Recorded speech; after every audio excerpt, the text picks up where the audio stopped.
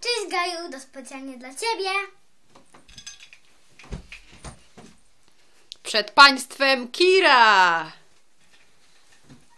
Pamiętam jak grałam by grać, a wprawek tych nie słuchał nikt.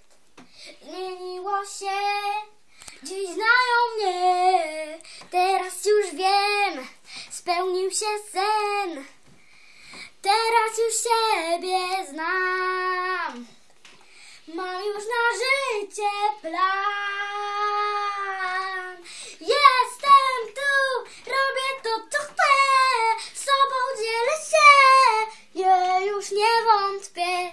Tak to ja, światło w sobie mam, łuną rozświetlam mrok. Pobudka budzi słońce mnie, a księżna mi mówi, że nie pora na grę. I myśli, że to szczęście kieruje mną. Księżniczki też bawić się chcą, bo księżniczki chcą bawić.